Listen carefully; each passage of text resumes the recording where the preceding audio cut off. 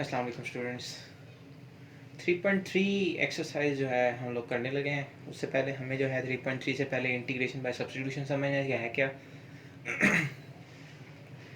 Integration by substitution, the substitution method also called you substitution.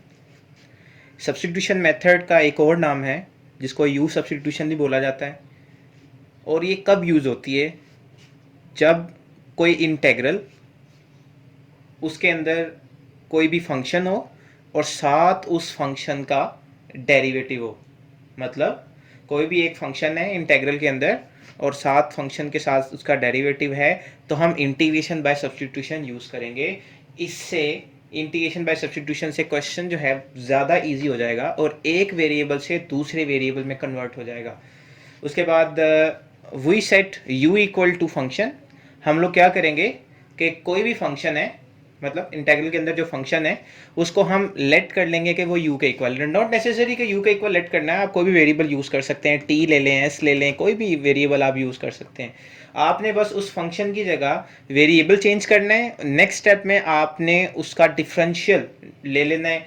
Differential लेने से यहाँ पे डी यू आ जाएगा, यहाँ पे डी फंक्शन आ जाएगा। ये डिफरेंशियल डेरिवेटिव ही लिया आपने। This makes integrals more easier to solve. ये जो है इंटेग्रल को ज़्यादा ईजियर कर देगा सॉल्व करने के लिए। उसके बाद एक नोट है, याद रखिएगा, do not forget to express the final answer in terms of original variable. याद रखिएगा, जब आप सब्स्टिट्यूट कर देंगे, एक वेरिएबल को दूसरे वेरिएबल में कन्वर्ट कर देंगे, तो आपने जो आंसर लिखना है वो क्वेश्चन में जो वेरिएबल है वही उसी वेरिएबल में होना चाहिए। तो आपने लास्ट में जाके उस वेरिएबल को चेंज भी करना है। तो ये इंटीग्रेशन बाय सब्स्टिट्यूशन है, जिसके लिए हम लोग 3.3 जो है एक्सरसाइज करेंगे, जिसकी मदद से जी एक्सरसाइज 3.3 क्वेश्चन नंबर 1 है। काफ़ी इंपॉर्टेंट क्वेश्चन है जी। सब्स्टिट्यूशन इंटर तो हमने पढ़ लिया कि कोई भी एक इंटीग्रल है, उसके अंदर वो फंक्शन हो, साथ फंक्शन का डेरिवेटिव हो, तो आप इंटीग्रेशन बाय सब्स्टिट्यूशन यूज़ करो ताकि क्वेश्चन जो है वो ज़्यादा इजी हो जाए। और एक इस क्वेश्चन में एक वेरिएबल से दूसरे वेरिएबल हम चले जाते हैं और लास्ट में जाके जो आंसर आता है उसको दोबारा हमने क्वेश्चन वाले वेरिएबल में कन्वर्ट करना है। तो अभी यहाँ पे देखा जाए तो फंक्शन हमारे पास 4 माइनस एक्स स्क्वेयर है, क्योंकि 4 का डेरिवेटिव 0 आएगा और एक्स स्क्वेयर का 2x, 0 माइनस टू एक्स ऊपर है। तो इसका मतलब है फंक्शन भी है, फंक्शन का डेरिवेटिव भी है, तो हम बाय सब्स्टिट्यूशन से करेंगे। सबसे पहले तो हम 4 माइनस एक्स स्क्वेयर को ऊपर लेके जाएंगे तो इसकी पावर -1/2 हो जाएगी। पावर 1/2 से ऊपर जाके जाके साइन चेंज हो जाएगा, -1/2 -2x वैसे ही। अब ये फंक्शन है और ये उस फंक्शन का डेरिवेटिव है। सब्स्टिट्यूशन की कंडीशन ये थी कि साथ फंक्शन हो इंटीग्रल के अंदर, साथ फंक्शन का डेरिवेटिव हो, तो इंटीग्रेशन बाय सब्स्टिट्यूशन कर सकते हैं। तो आप लेट कर लें कि 4 माइनस एक्स स्क्वेयर यू के इक्वल है। कोई भी वेरिएबल आप यूज कर सकते हैं। 4 माइनस एक्स स्क्वेयर जो है वो यू के इक्वल है। नेक्स्ट स्टेप ने आपने डिफरेंशियल ले लेना है, differential D 4 minus x square, यहाँ भी डिफरेंशियल ले लेंगे, मतलब डेरिवेटिव ले लेंगे सिंपल। अब उसके बाद 4 का डेरिवेटिव आ जाएगा 0 और एक्स स्क्वेयर का आ जाएगा 2x, और साथ वेरिएबल का मतलब x का डेरिवेटिव साथ आ जाएगा dx, और ये du वैसे ही आ गया। उसके बाद -2x dx equal to du, ये आपके पास डेरिवेटिव लेने से आंसर आ गया। आप डिफरेंशियल भी ले सकते हैं, अगर डिफरेंशियल नहीं लेना तो आप डिफरेंशिएट भी कर सकते हैं एक्स के लिहाज से, मतलब जो भी फंक्शन का वेरिएबल है उसके लिहाज से आप डिफरेंशिएट भी कर सकते हैं। उससे करके देखते हैं, उससे भी वही आएगा 4 minus x square equal to u. Differentiate कर दें जी एक्स के लिहाज से, 4 minus x square equal to d u by d x. 4 का डेरिवेटिव 0, एक्स स्क्वेयर का 2x, और फिर x का x के लिहाज से 1 आ जाएगा जी, d u over d x. जब आप क्रॉस मल्टीप्लाई करवाएंगे तो यही फॉर्म बनेगी। तो आप दोनों मेथड से कर सकते हैं। तो हम सिंपली डिफरेंशियल ले रहे हैं जी, डिफरेंशियल लेने से आपके पास ये आ जाएगा। उसके बाद अब आप सब्स्टिट्यूट कर दें इस इक्वेशन में। So I equal to g 4 minus x square की जगह आपने लेट किया कि ये u के इक्वल है, तो यहाँ u आ जाएगा, u की पावर -1/2 आ जाएगी, -2x dx, -2x dx, ये कंबाइन मिला के इक्वल है डी यू के। तो आप देख सकते हैं क्वेश्चन जो वेरिएबल यूज था क्वेश्चन में वो x है और अब जो कन्वर्ट हो गया जो u है। अब आप देख सकते हैं कि डिफरेंस कितना है इनकी फॉर्म में, कितना ईजियर लग रही है। अब इसमें सिंपली आप पावर रूल यूज कर सकते हैं। पावर रूल यूज करने से पावर में एक ऐड और वही चीज नीचे भी यूज करेंगे। डॉट 1 ओवर u का डेरिवेटिव वो 1 ही आएगा प्लस c, ये आ जाएगा जी u। डायरेक्ट एलसीएम लेने से हमारे पास आएगा 1/2 प्लस c, ये आ जाएगा जी u आपके पास 4 माइनस एक्स स्क्वेयर है, क्योंकि क्वेश्चन में अगर वेरिएबल x है तो आपको आंसर भी उसी में लिखना है। तो u की जगह आप ये दोबारा फंक्शन सब्स्टिट्यूट करेंगे तो ये आ जाएगा 4 माइनस एक्स स्क्वेयर। u की जगह आ गया 4 माइनस एक्स स्क्वेयर और पावर 1/2 है स्क्वायर रूट 2, और ये जो 1/2 है ये ऊपर जाके 2/1 हो जाएगा, मतलब 2 हो जाएगा। यही हमारा रिक्वायर्ड आंसर है। एक दो स्टेप में ब्रेक किए हम लोगों ने और यही क्वेश्चन नंबर 1 है इसका रिक्वायर्ड आंसर। क्वेश्चन नंबर 2 करेंगे जी। इस क्वेश्चन के अंदर हमारे पास डिनोमिनेटर में एक क्वाड्रेटिक इक्वेशन दी हुई है।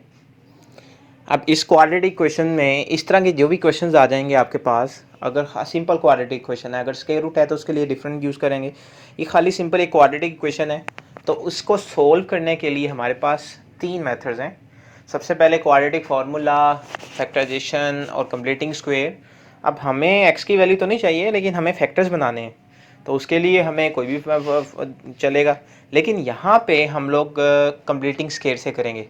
तो कंप्लीटिंग स्क्वायर से करने के लिए राइट साइड तो है ही नहीं हमारे पास, सिर्फ एक ही साइड है, नो प्रॉब्लम। देखिएगा जी x square plus 4x plus 13। Completing square से करने के लिए आपके पास x के साथ x का कोफिशिएंट जो भी है, x का कोफिशिएंट है यहाँ पे 4, उसको आप 2 से करेंगे डिवाइड। जो भी आंसर आएगा उसका स्क्वायर लेके आप दोनों तरफ ऐड कर देते थे। अब दोनों तरफ का मतलब है जब लेफ्ट और राइट साइड होती थी, लेकिन यहाँ पे सिर्फ एक ही साइड है। अगर एक साइड हो तो जो चीज़ ऐड कर रहे हैं वही चीज़ हम सब्ट्रैक्ट भी करेंगे, तो जो चीज़ ऐड कर रहे हैं वही सब्ट्रैक्ट भी करेंगे। मतलब x square plus 4x plus 13।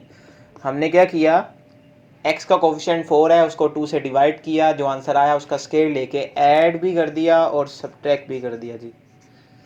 अब उसके बाद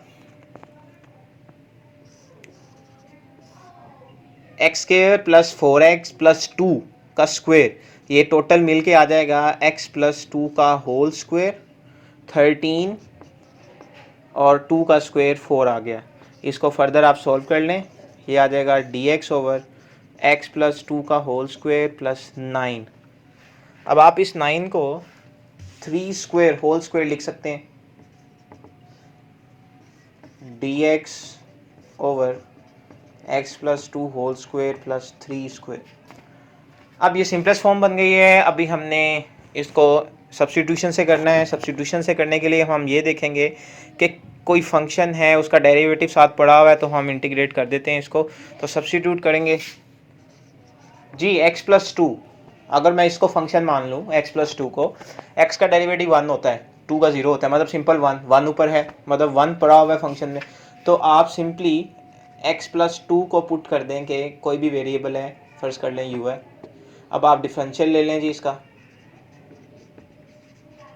x का डिफरेंशियल आएगा 1 और dx आ जाएगा और 2 का 0 आ जाएगा, du वैसे ही, तो dx आ गया जी du का इक्वल। मतलब यहाँ पे dx की जगह du लगाएंगे, x प्लस 2 की जगह u लगाएंगे, तो आई आ जाएगा आपके पास du ओवर x प्लस 2 की जगह पे हम लोग u लगाएंगे, u स्क्वायर और 3 स्क्वायर। अब आपने फॉर्मूला पढ़ा है टेन इनवर्स का जिसको हम यूज़ करेंगे, वो फॉर्मूला है क्या, पहले फॉर्मूला का रेफरेंस दे देते हैं। We know that a square plus x square 1 over a tan inverse x over a, ये फॉर्मूला हमने पढ़ा था। अब इस फॉर्मूला को यूज़ करेंगे। ए स्क्वायर जो है वो आपके पास a3 है और x आपके पास u है, तो आप इसको यूज़ करने के बाद रिक्वायर्ड आंसर लिखेंगे 1 over a 1 over 3 ten inverse x आपके पास u है, a3 है, और ये आपके पास आंसर आ गया। लेकिन वेरिएबल चेंज करना है, अभी ये सब्स्टिट्यूशन का है। 1 ओवर 3 टेन इनवर्स u की जगह पे हम लोग एक्स प्लस 2 लगाएंगे, क्योंकि जिस क्वेश्चन में वेरिएबल होगा उसी में आपका आंसर भी आना चाहिए। क्वेश्चन में जो वेरिएबल होगा उसका आंसर जो आना चाहिए वो सेम वेरिएबल में होना चाहिए। तो ये आपका रिक्वायर्ड आंसर है प्लस सी। 3.3 क्वेश्चन नंबर 3 है जी, बहुत इंपॉर्टेंट क्वेश्चन है। इस क्वेश्चन के अंदर हमें फ्रैक्शन दिया हुआ है। ये फ्रैक्शन जो है एक इम्प्रॉपर रेशन फ्रैक्शन है। इम्प्रॉपर रेशन फ्रैक्शन का हमने 3.2 अभी क्वेश्चन किया था। तो सबसे पहले इम्प्रॉपर को प्रॉपर में कन्वर्ट करना है। तो इम्प्रॉपर को प्रॉपर में कन्वर्ट करने के लिए हमें डिवाइड करना पड़ेगा। होपफुली डिवाइड सबको आता है। तो डिवाइड करने के बाद हमारे पास ये आया है। डिवाइड करने के बाद इम्प्रॉपर को प्रॉपर में लिखने का जो तरीका है वो है quotient plus remainder over divider. Quotient आपके पास ये जो ऊपर आंसर में है, रिमाइंडर जो नीचे बचा हुआ है, और डिवाइडर आपके पास जिसे डिवाइड किया है। तो लिखने का तरीका question plus remainder over divider, ये हम ऑलरेडी लिख चुके हैं। उसके बाद इंटेग्रल अलग अलग करेंगे। 1 इंटेग्रल अलग हो गया, -4 और 4 प्लस एक्स स्क्वायर का इंटेग्रल अलग हो गया। अभी हमने इस स्टेप में क्या किया कि ये जो इंटेग्रल अलग अलग तो किया, -4 कांस्टेंट है बाहर भी लिखा, 4 को 2 का स्क्वायर लिख दिया, एक दो स्टेप इकट्ठे किए हैं। उसके बाद नेक्स्ट देखिएगा, अभी हम फॉर्मूला, अब इस क्वेश्चन में सब्सटीट्यूशन यूज़ करने का फ़ायदा नहीं है क्योंकि ऑलरेडी ये सिंपलेस्ट फॉर्म है। तो अभी यहाँ पे नेक्स्ट करते हैं इसको, 1 की इंटीग्रेशन x आ जाएगी -4। अब यहाँ पे यूज़ करेंगे 1 ओवर ए स्क्वेयर। अभी हमें फॉर्मूला किया 1 over a square plus x square equal to 1 over a tan inverse x over a. तो इसको यूज़ करेंगे। a आपके पास है 2 और x आपके पास x ही है। तो यहाँ पे आ जाएगा 1 over A 1 over 2 ten inverse x over 2 plus c. So I equal to x minus, this 4 will be cancelled out with 2. So we have x minus 2 tan inverse x by 2 plus c. This is our required answer.